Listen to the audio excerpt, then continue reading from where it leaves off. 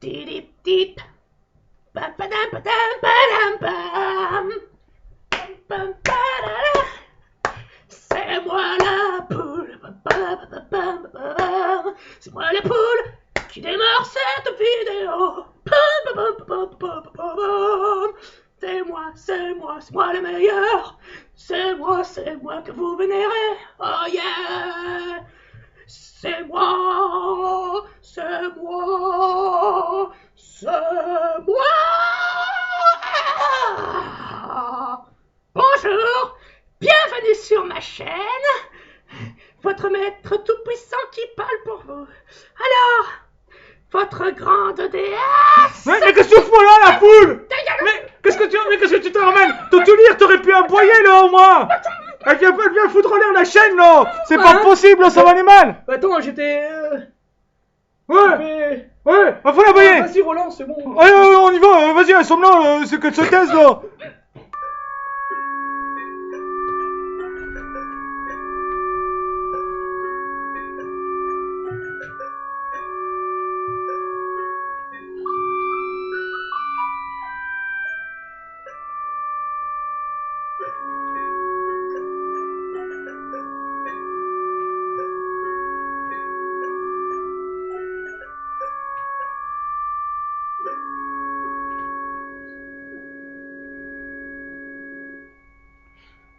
Salutations à tous et bienvenue sur cette émission qui est pas pour la poule. D'ailleurs, on l'a enfermé, on l'a mis un gros sac sur sa tête, désolé. Bon, tout lire, t'aurais quand même pu aboyer quand même, hein. Franchement, t'es là pour surveiller. J'entends des gesmissements encore derrière. Tiens, c'est toi. Oh, c'est pas possible ça. Mince. Donc aujourd'hui, nous accueillons aussi Takakura. Ou Takukara, tiens. Attends, je suis occupé à ceinturer la poule. Je commence à bien faire là, elle s'incruste comme ça. Bon. Je la mets dans la piscine. Oh mais ça c'était la piscine à Rachel, elle va pas être contente si on touche à sa piscine. Ouais, bon, c'est pas grave, c'est pas grave. Bon bah bienvenue à vous et bienvenue à vous. Ah ouais, c'est... J'espère que vous allez bien et puis bah... Oui, l'hiver commence à arriver doucement, mais bon, d'abord l'automne, hein, quand même. Il fait 15 aujourd'hui, on va pas parler de météo quand même. Alors aujourd'hui, on se retrouve pour la suite des chroniques d'un détrousseur de temps. Je sais pas si vous vous en rappelez. En tout cas, pour ceux qui vont arriver, pour les futurs arrivants et pour ceux qui l'ont déjà écouté, c'est la suite d'un personnage qui voyage dans le temps. Et puis j'en dirai pas plus. Aujourd'hui, il continue son périple. Donc j'espère que vous allez apprécier. Et puis n'oubliez pas de faire les trucs habituels, hein, que je vais pas répéter parce que vous êtes intelligents, pas comme certaines qui piquent les émissions des autres. Alors voilà, donc on va commencer. Hein. Alors allons-y. Les chroniques d'un détrousseur de temps, partie 2. Shapira Schmidt colla délicatement une fleur contre ses narines. Elle inspira profondément tout ce que la créature de la nature pouvait lui offrir. De tous les endroits de ce tombeau, oui, c'était comme ça que l'adolescente appelait le bunker. Donc, de toutes les pièces de ce refuge, la serre était son préféré. Elle, qui venait de 1938, ne comprenait pas encore tous les progrès de l'homme, mais faire pousser des fruits, légumes et fleurs, elles, qui sont si délicates sous terre, lui semblaient le plus surnaturel. Ses pensées revinrent vers son pays natal. À une époque où il faisait bon vivre dans une Hongrie. Là, au sommet d'une colline, il y avait une maison en bois. C'était la sienne. En cet endroit, elle naquit, ainsi que ses frères et Ida. Sur les flancs, des pentes, elles s'inventèrent des jeux, les plus souvent assez périlleux. Ida lui apprit la nature, à l'aimer, la regarder vivre. Elle allait écouter le chant des cascades, sauver l'oiseau tombé du nid. Un cristal des yeux tomba et glissa le long de la joue de Shapira. Elle serra la fleur, un peu comme le corps qui écrase. Ouais. Une bouée quand on risquait de se noyer dans le fleuve pleure. Puis, une colère monta en elle. Elle détestait ce souvenir de ce passé. Elle était morte. Ça va ? Fit une voix derrière elle. L'adolescente se frotta le visage d'une main rapide. Oui, ce sont mes... Ah, les allergies. La personne avait fini sa phrase pour l'aider, pour effacer tout malaise. Je m'appelle Vanessa. L'eau montait vite. Les humains essayaient de grimper toujours plus haut. L'homme au chapeau n'en avait pas. Il l'avait perdu dans l'action. Il chercha sa compagne. La jeune fille l'avait fui. Enfin, si on pouvait s'évader de ce lieu. L'adolescente n'admettait pas les règles des voyages. Mais pour mieux comprendre, il fallait revenir quelques heures plus tôt. Et Shapira était arrivé sur le paquebot à 20h. L'adolescente fut émerveillée par tant de beauté. Bien sûr, elle en avait entendu parler. L'événement avait eu lieu 11 ans avant sa naissance. Mais les enfants ne sont pas passionnés d'histoire et de leur date. Si on avait pu étudier l'histoire avec la méthode 2D, alors les résultats scolaires s'étireraient comme un chat au soleil. Il y avait 269 mètres à visiter, 10 ponts, mais peu de temps. D. Consultant une montre goussée. Il est 21h. Il réfléchit. Dans à peu près 2h40, ce colosse des mers sombrera et rentrera dans l'histoire. Shapira l'observa, un peu troublé.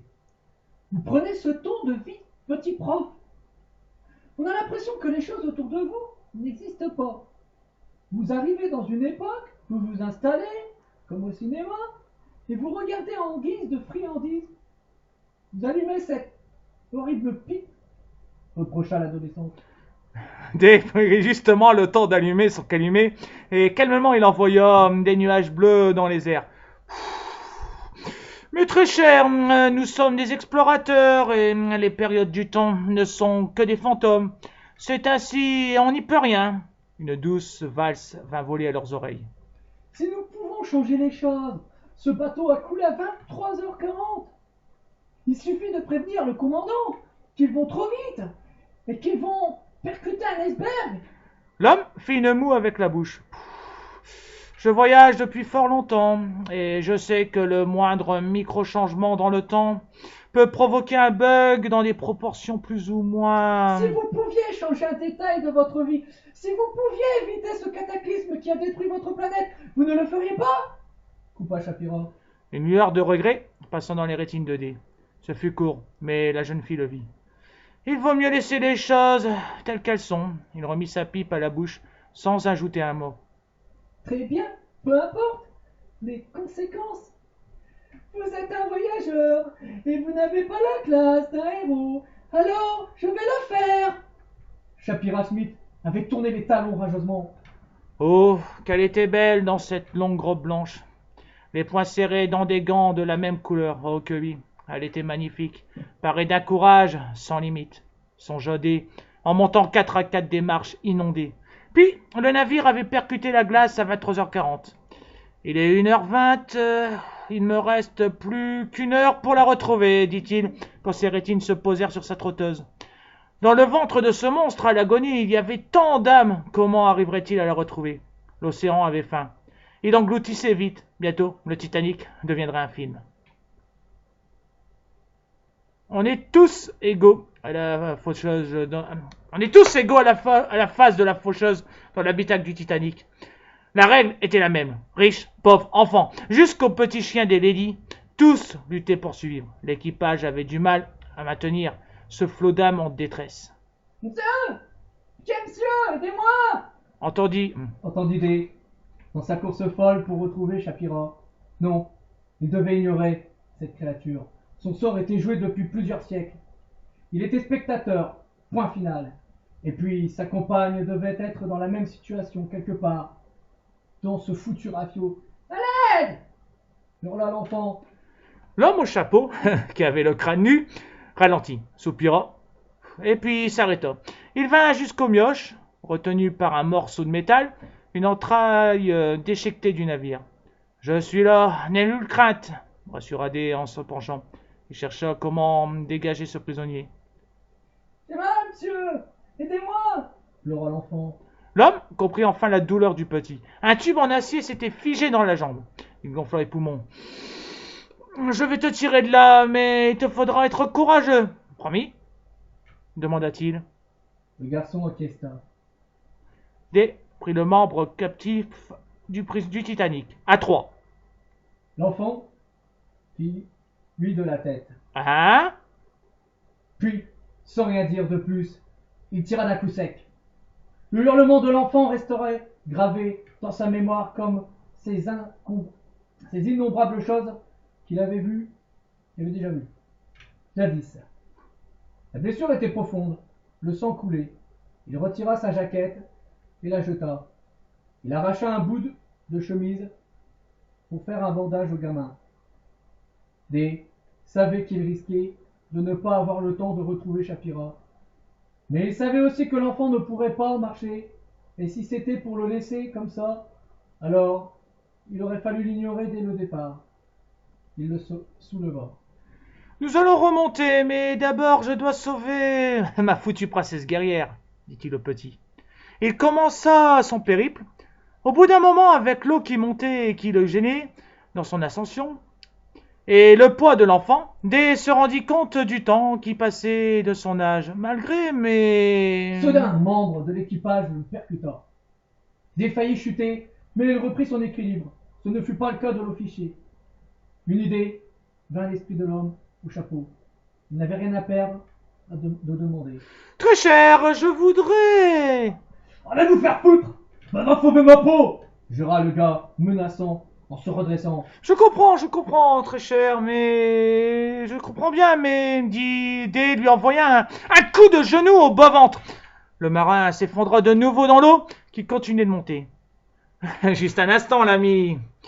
Après, allez bon où vous semble, même chez le diable, continua Dé calmement. Vous avez peut-être aperçu, au cours de la soirée, une jeune demoiselle d'environ 15 ans, 1m70, cheveux noirs, robe blanche, l'habit, la personne sont tous les deux d'une grande beauté. Le mousse respira avec difficulté. À croire que ses poumons se trouvaient à l'endroit du plaisir. Vous parlez de la folle! Et enfermez plus peu plus! Une vraie furie cette tienne! Cracha le marin. Dé sourit. C'est bien d'elle dont je parle. Il regarda les marches qui menaient vers la prison du Shapira. Encore une question. Pourriez-vous me dire... L'homme au chapeau n'eut le temps de finir, car le navire s'ébranla violemment. L'enfant et lui allèrent s'écraser dans un mur. L'homme au chapeau cracha des litres d'eau quand il reprit conscience. L'enfant était sur lui, et lui mettait certainement des gifles, vu le chauffement qu'il ressentait sur sa joue. « Enfin, monsieur! Vous ne faites peur !» protesta le petit, bien que sur son visage, Dé vit qu'il était rassuré. « Oh là là là là, oh, tous ces oiseaux que j'ai vus, dit-il. »« Pardon? Il n'y a pas de piaf? » Oh, ce n'est rien. Ça fait combien de temps que je suis dans l'autre monde? Questionna-t-il. « Oh, pour moi, 5 bonnes minutes !» répondit le petit. À ce que je constate, notre interlocuteur n'a pas attendu, continua Dé en regardant là où se trouvait le marin. « Non, dès que vous êtes tombé dans le pomme, il a pris ses jambes à son cou. » Dé chercha un objet dans sa poche et sortit sa montre, pourvu qu'elle fonctionne encore. Bien qu'elle était cabossée, elle tournait toujours. 1h50. Hâtons-nous! L'homme se redressa avec l'enfant dans ses bras. Ils montèrent l'étage que fut sa surprise quand Dé vit qu'il y avait des tas de portes. Bon, nous allons devoir user une des poumons. Il se mit au centre du couloir. Mademoiselle Schmidt! Aucune réponse. Écoute, petit, nous allons faire un duo. Les deux se mirent à crier. Mademoiselle Schmidt! Toujours rien. Toujours rien. Dé commençait à perdre espoir quand il entendit des coups dans la cloison en métal. Elle est là, dit-il en se ruant vers la porte. Veux-tu clicher pour moi? Demanda Dé au garçon dans ses bras. Il obéit, l'ouverture resta close. J'entre! Pourquoi mademoiselle Simplicité serait des nôtres? Il posa le petit sur le sol, trempé. Puis il recula pour se donner assez d'élan. Il s'élança dans la porte. Boum! Celle-ci resta debout. Boum! Recommença l'homme. Toujours droite dans ses gonds, Dé vit rouge. Il n'allait pas la laisser là. Il poussa un hurlement, se jeta sur ce qui le séparait de sa compagne. La porte céda. Il faillit tomber avec son ennemi.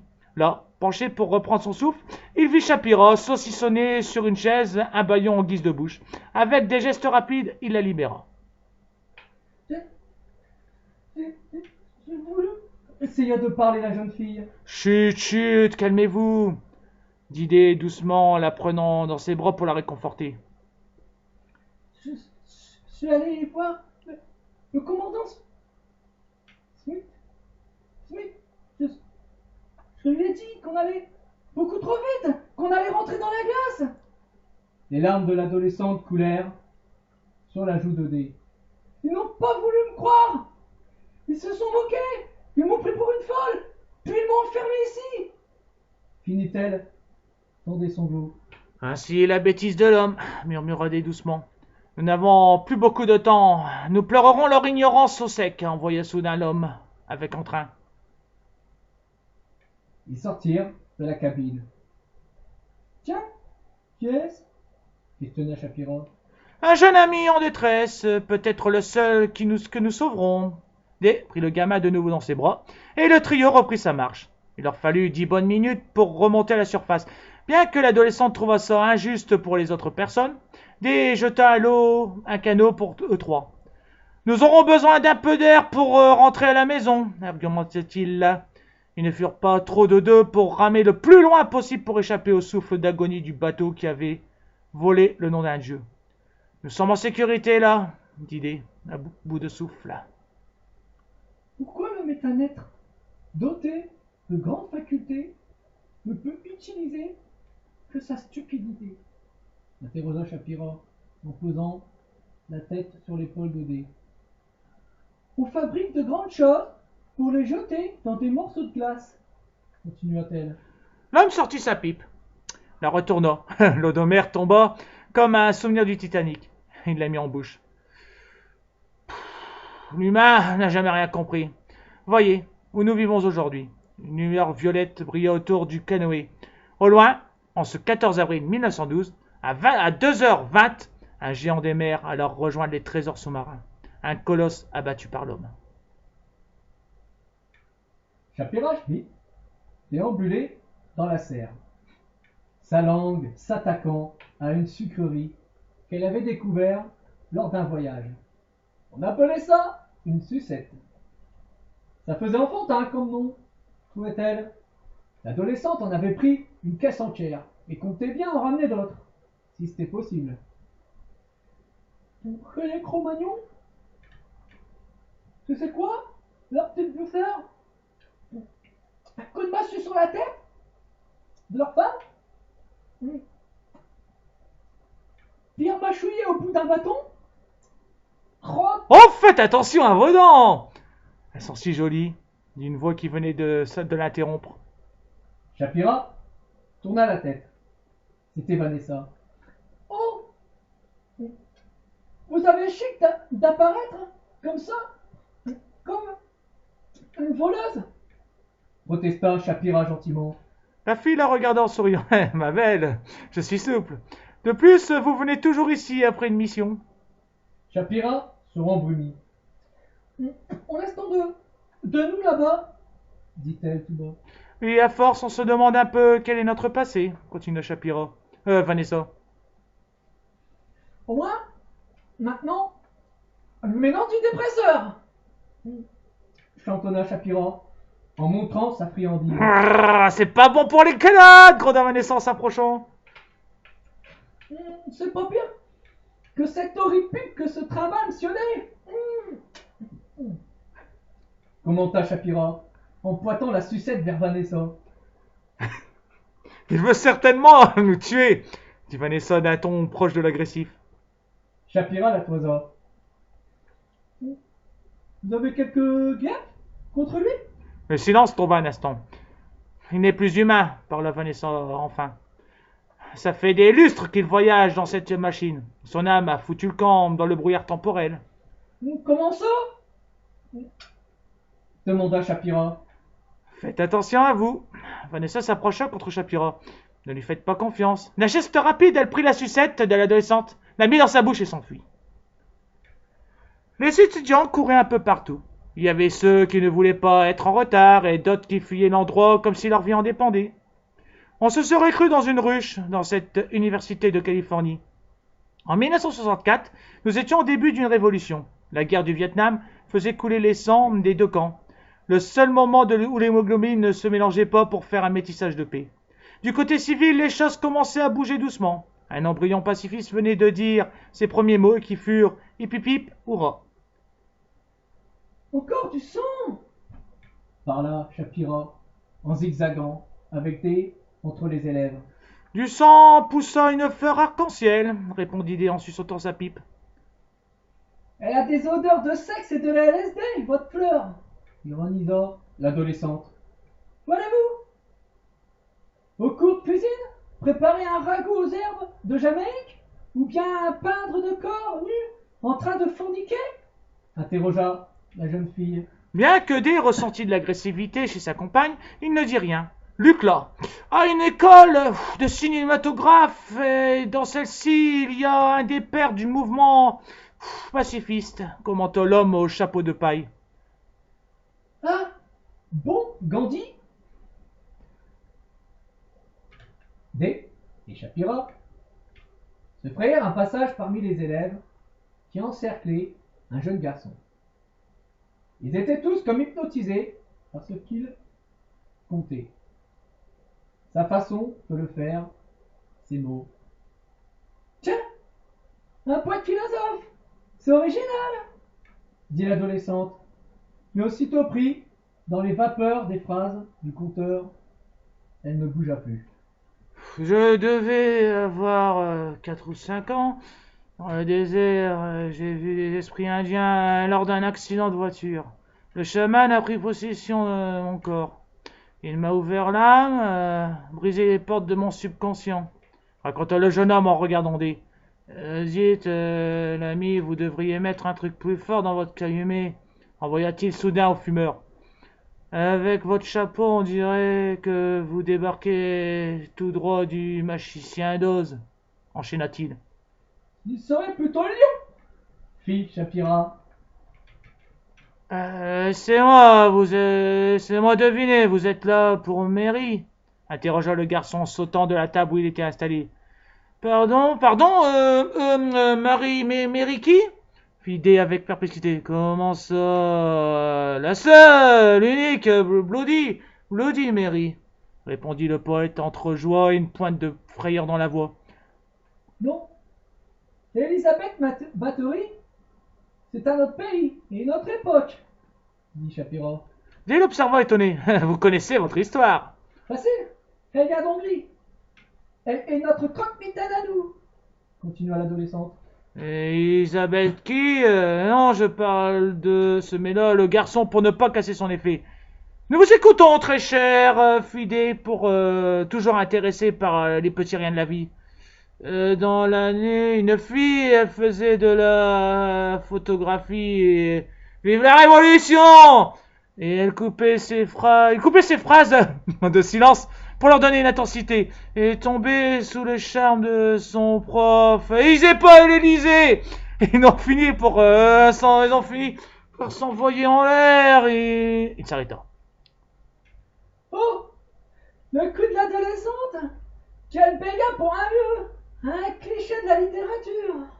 Parla Shapira. Dé lui met un coup de coude. Hé! Protesta-t-elle.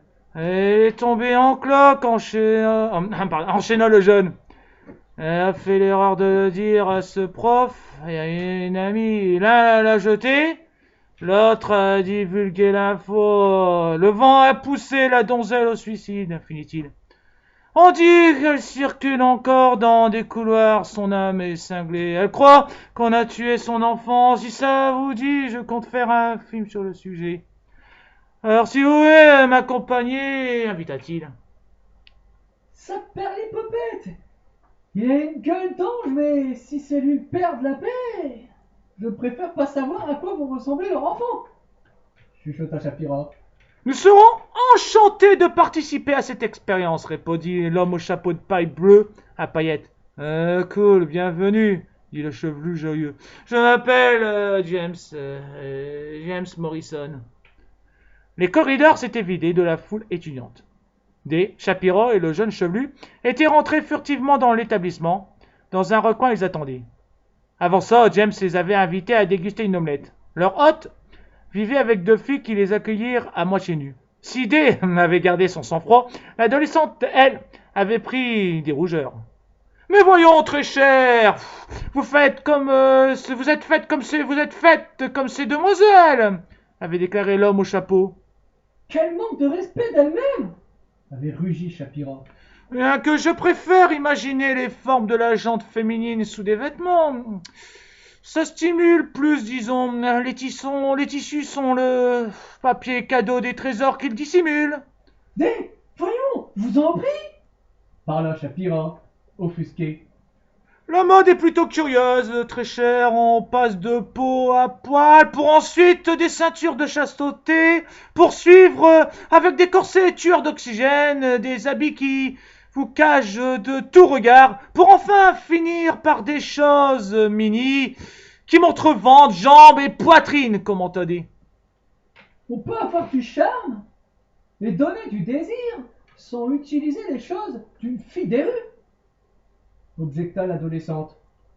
Puis, le hippie, qui n'en était pas encore un, proposa de fumer un peu d'herbe qu'il cultivait lui-même. D avait décliné. Oh, plus tard, mon garçon. Je préfère avoir l'esprit clair pour voir ce qu'il y a à voir, dit l'homme au chapeau en se burant une fumante. Comment ça, plus tard envoya la compagne du voyageur. Mais, ma chère, il faut tenter toute expérience quand on explore les cultures. Si vous voulez chasser le dragon, je ne serai pas la princesse, grogna Shapira. Le repas fini. Ils s'étaient enfin dirigés vers leurs affaires nocturnes. Rougine, onde de verre, émeraude des prairies. Le hyène arrive, le charognard rit. Maudite guerre. Le gouvernement joue les sauveurs pour ensuite devenir le maître. Mais ces ronds de cuir restent peinards à tirer des balles de goff, pendant que les jeunes s'en prennent des vrais. Chantonna James. Je comprends votre colère, mon ami, fit D en scrutant les profondeurs des lieux. Les Aztèques, les natifs américains, les juifs. Ses yeux se posèrent sur Shapira. Tout ça ne rime à rien. Un jour, il ne restera plus que les forts. Ils se taperont dessus et à la fin, il n'y aura plus rien. Ni personne, à part des taupes. Comment t'as dit des taupes interrogea le garçon. Je me comprends, très cher, je me comprends, dit doucement D avec tristesse. Alors, elle vient à quand, Bad Margarita? Les deux mâles la toisèrent, puis éclatèrent de rire. Quoi? grogna la fille. Vous faites erreur sur la personne, très cher, à moins que vous vouliez invoquer le fantôme alcoolique. Un mari, il faut parfois provoquer, parla James, il se redressa. Eh, Bloody, Harry, appela-t-il. On a tué son enfant, continua-t-il joyeux.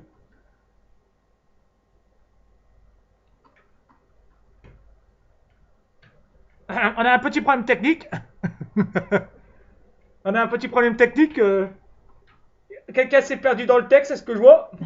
On a un petit problème technique. La poule a dû bouger le texte, je sais pas. C'est un ridicule! Pardonnez-nous encore. Se moqua Shapira. Je préfère prendre congé avant que je sois dans... Un vent froid glaça l'atmosphère. Une respiration asthmatique résonna dans l'air. Voilà, fit James en préparant sa caméra. C'est une plaisanterie? Bégaya l'adolescente. Non, vous allez avoir. Vive la révolution! Mais je sais pas si une personne pourra nous entendre sur ce sujet, dit joyeusement James, l'objectif collé à sa rétine. Soudain, une masse squelettique fouetta l'air et vint s'agripper à la gorge du caméraman. Eh, lâche-moi! Essaya de parler James. La poigne serra. Puis d'autres phalanges quittèrent l'obscurité. Celles-ci frappèrent comme une gifle. L'objet à pellicule s'enfonça dans la tête de l'étudiant. La caméra avait remplacé le visage. L'homme tomba. « Fuyons !» hurla D. Le couple, sans dire un mot, de plus se mirent en mouvement. Le sol glissait. On n'entendait que le chouettement de leurs semelles. Lancez le dispositif temporel! lança Shapira. D tritura son corps. Je tente, mais rien ne fonctionne. C'est à croire qu'une chasse parasite l'appareil. Essaya d'hurler l'homme au chapeau au-dessus d'un cri strident. Un brouillard passa entre les deux. Puis, il s'immobilisa sur leur passage. La fumée prit corps. Le duo s'arrêta. On fait quoi là demanda Shapira, blanche comme un spectre. Bloody Mary les regarda, un rictus aux lèvres. Faites demi-tour, je la retiens, dit D. Mais c'est idiot objecta la fille. Faites-le, ordonna l'homme. Shapira posa son regard sur son protecteur, puis obéit. On n'entendait plus que l'Alizé glaciale quand l'adolescente fut partie. D posa sa pipe dans la bouche. Dites, très cher, vous n'auriez pas du feu, demanda-t-il calmement. Le fantôme le toisa. Puis une hache apparut dans sa main. Bon, c'est pas vraiment le feu que je demandais, mais bon. Fit D en haussant les épaules. D'un bond, il se jeta sur Bloody Mary. L'arme se leva en sifflant. L'esprit avait déjà disparu lorsque le corps de D éjecta de l'hémoglobine comme un volcan avant de s'effondrer. Pendant que sa tête roula un peu plus loin. Personne ne le vit. Quand le spectre alla faire couler d'autres sangs. La pipe envoyait des ronds de fumée vers les cieux, mais nul être ne le sut. Shapira Smith était hors d'haleine. Elle voyait la porte de sortie. S'il ne me rejoint pas, je vais rentrer comment songea la fille. 5 mètres la séparaient de la liberté. Encore un effort et ça ira. 2 mètres. L'énergie froide la frôla. La peur stoppa la jeune fille. La brune prit forme. Mais que voulez-vous ne sut que dire Shapira. L'être de l'au-delà garda un silence. Puis, sa bouche s'ouvrit. Vengeance hurla Bloody Mary en se jetant sur Shapira Schmidt. Mademoiselle Schmidt Mademoiselle Schmidt Des mains secouèrent doucement le corps chaud de l'enfant. Shapira Les paupières de la science s'ouvrirent. C'est vous bredouilla-t-elle, en voyant le visage serein et souriant de l'homme. Derrière lui, il y avait James Morrison et les deux filles à moitié nues qui avaient changé de vêtements. Sa tête voyagea autour d'elle. Ils étaient toujours dans l'appartement. Ben, je sais pas quoi dire, parla James, désolé. Les champis devaient être trop frais. Les quoi D se tourna sur le chevelu, puis revint vers Shapira, qui se redressait sur les coudes. Dans l'omelette, très chère, elle a été préparée avec des hallucinogènes, dit l'homme. Hein Quoi Shapira commençait à réaliser le pourpre de la colère coloria ses joues. Je voulais juste que vous ayez l'esprit ouvert pour la voir, mais vous avez fait un mauvais trip, désolé. Ma jeune compagne n'est pas habituée à la cuisine exotique, mais à l'avenir très cher, ne faites pas manger ce genre de choses à l'insu de vos invités. D'idée. Ok, mec, on y va proposa James. Où ça Voir Bloody, répondit le jeune, déposant les yeux dans ceux de sa compagne. Je pense que notre ami a eu assez de sensations fortes pour ce soir, fit-il enfin. Peu après, le couple prit congé des jeunes hippies. Un étrange personnage tout de même, commenta l'homme au chapeau en se faisant griller une pipe. Dire que James Morrison possède 149 de quotient intellectuel. Il pourrait faire tant de choses, et la seule chose qu'il fera sera... C'est un gâchis coupa Shapira en s'arrêtant. Avoir une telle intelligence pour devenir une rockstar et foutre sa vie en l'air avec l'alcool et la drogue. Sexe, drogue et rock'n'roll. Telle était la devise du temps, continua D en suçotant son bout de bois. Oui, et peace and love. On n'est pas en harmonie quand on s'en va en l'air, protesta l'enfant. Certes, certes, mais leur mouvement va être victorieux. Quant à vous, monsieur, vous êtes inconscient, sous prétexte que vous explorez. Vous devez essayer, et les conséquences, on verra plus tard. On ne peut pas avoir confiance en vous. Monsieur, vous êtes comme un enfant devant une allumette, et je ne veux pas brûler quand le feu prendra. Shapira reprit son souffle. Je n'ai pas confiance en vous, D. L'adolescence baissa la tête. Elle a raison. pensa-t-elle. Le duo s'évapora dans la fumée violette, quand une autre, de couleur verte, se glissa à sa suite. Suivi d'un hurlement. Vengeance! Et voilà, j'espère que ça vous a plu malgré ce petit problème technique pendant un moment. N'est-ce pas Oui, bah, c'est la poule qui a essayé de venir pour lire à ma place. Alors du coup, j'ai dû me battre quelques secondes avec, parce que je sais pas comment elle a réussi à sortir de son coffre où je l'avais enfermée. Pourtant, elle était enchaînée. Bon, la vraie raison, c'est que il y a eu un problème de manipulation. Le texte avait changé d'endroit, donc du coup, j'ai dû redescendre. J'ai dû redescendre pour retrouver le passage. Bloody Mary. Bloody Mary. Je-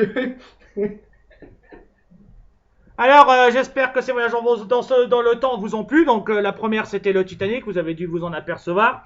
Tous les détails que j'ai pris sur le bateau sont vrais. Les heures sont réelles aussi. Le nom du capitaine qui est Smith sont réels. Takakura confondait Schmidt avec Shapiro et Smith qui est le commandant, enfin le capitaine du bateau. Mais bon, c'est pas très grave. Alors, ensuite, nous avons eu affaire à... Si vous connaissez Jim Morrison et le groupe Les Doors, qui chante Come on baby, light my fire. Enfin bon, j'ai avoir un peu pété à force d'avoir fait... Et puis donc ce personnage qui a vraiment fait... qui voulait devenir cinématographe et qui a vraiment eu un gros bide. Donc du coup, bah, il a fait la poule, je t'entends gémir. Donc du coup, il est devenu ce qu'il est devenu par la suite. Donc son QI était réel, pas comme celui de la cueilleuse. La poule, pardon, la cueilleuse. Et puis pour finir, Bloody Mary, que tout le monde connaît. Bon là, j'ai inventé plus ou moins une nouvelle histoire de Bloody Mary d'une fille enceinte. Mais bon, voilà. Il y a plusieurs versions sur Bloody Mary. Donc bon, maintenant, si vous aimez les voyages dans le temps, si vous voulez que des voyages dans une époque, vous pouvez me le proposer. Peut-être va savoir. Peut-être que par la suite, j'aurai une idée. Et sinon, Takakura, Ouais, qu'est-ce mais que tu penses? ça, je trouve que c'est une bonne idée aussi. Oui, mais par exemple, si par chez vous il y a des contes et légendes, parce que on connaît pas tout, mais je sais que par exemple, chaque département en France il y a quelques lieux, il y a ses contes et légendes. Ah, il y a des coins en Bretagne et tout ça, ils ont la petite légende de la crêpe sauteuse. Ouais, elle est bien celle-là, j'ai fait ça bonne femme. La galette, excusez-moi, la galette. C'est vrai, il faut pas dire crêpe. Ah, moi je préfère les galoches. Mais bon. Bon, la crêpe galette. Bon, mais bon, pour en revenir, il y a aussi dans le sud de la France le Loch Ness, le monstre du Loch Ness. Dans le sud de la France. Ah ouais, c'est vachement. Ouais, c'est vachement balèze. Oui, c'est près de la Corse. Ouais, c'est la Corse, oui. Et il y a aussi Dracula qui se trouve en Amérique du Sud. Oui, c'est. Non, bon, c'est sans dire des conneries. Mais si vous avez quelques contes et légendes qu'on pourrait relier justement, des pourraient Bon, ça visiter. reste historique quand même, Mais l'histoire voilà, avec des. des pourra visiter justement. Ah, ça sera des petites périodes où il voudra se détendre et aller voir si la légende est vraie ou fausse. Allez savoir. Mais tant que je peux faire des recherches, quoi, parce que bon, Oui, voilà. si j'ai aucun élément, c'est difficile de Oh oui, le créer. que ce soit que la légende soit assez satisfaisante pour en faire une histoire. Parce que si ça dure qu'une phrase ou deux, je vais avoir du mal à faire quelque chose. Après, c'est vrai qu'il y a pas mal de choses en France. Après, si vous, par le pur des hasards, si vous êtes français mais que vous avez des origines d'autres pays et que par chez vous, vos grands-parents vous ont déjà raconté des contes ou des légendes de leur pays, vous pouvez aussi nous en parler, nous donner un lien ou deux si vous avez. Et puis on verra, on regardera ça de plus près, et puis s'il y a moyen de faire quelque chose d'intéressant. Bon, en tout cas, ça sera dans pas mal de temps, parce que les chroniques d'un détruisseur de temps continuent encore pendant pas mal de chapitres. Donc ça attendra quand la fin des chapitres qui sont déjà écrits. Mais bon, voilà, donc dans le futur, il va voyager par-ci, par-là, je vous laisse les surprises. J'espère que vous reconnaîtrez les endroits, que j'aurai pas expliqué à chaque fin. Et si, bien sûr, vous trouvez que je reste pas juste dans l'histoire, des moments je fais des petits écarts, mais c'est rare. Bon, voilà. En attendant, si ça vous a plu, n'oubliez pas de mettre un pouce dressé vers le haut. Pas de fuck you, ça c'est dégueulasse. Et pas de pouce vers le bas, sinon tout lire va vous mordre. Sinon, peace and love, et vive la révolution! Bon. Amour, je sais pas. J'en étais où? Je sais plus, ce que je sais, c'est qu'on en a 40 minutes et que la vidéo va finalement être assez. Bon, en attendant, on se retrouve avec Takakura la prochaine fois avec lui, avec un nouveau compte. C'est une idée de lui-même. Et c'est une idée de moi. Ouais, c'est une idée de lui-même, de la poule, de lui-même. C'est une histoire de science-fiction, donc si vous aimez pas la science-fiction, bah tournez la page suivante. Si vous aimez la science-fiction, vous allez apprécier. Bon, on en parlera plus la prochaine fois parce que là, bon, la vidéo commence à faire longue et puis j'ai peur qu'elle passe pas sur YouTube. Alors, on se retrouve la prochaine fois avec des rimes. Et puis, après les prochaines rimes, on se retrouve peut-être avec Takakura. Non, c'est sûr, avec lui, soit avec un compte, le compte de science-fiction, ou soit si on approche vers la Toussaint, une petite surprise. Allez, on va se quitter quand même. À la prochaine. J'espère que ça vous a plu. N'oubliez pas, j'aimerais bien des commentaires un jour, des j'aime et tout. Et t'as quelque chose à ajouter, pas la poule? Voilà, c'est bon, tout a été dit, hein. Bonne journée à vous. Et puis, appréciez bien la lecture. Oh, t'as parlé de galettes, moi je me taperais bien des petites crêpes. On devrait se taper une petite crêpe On va chercher une petite à la mayonnaise et au chocolat, ce serait pas mal quand même. Hein. Allez, on va se bouffer ça. petite pizza.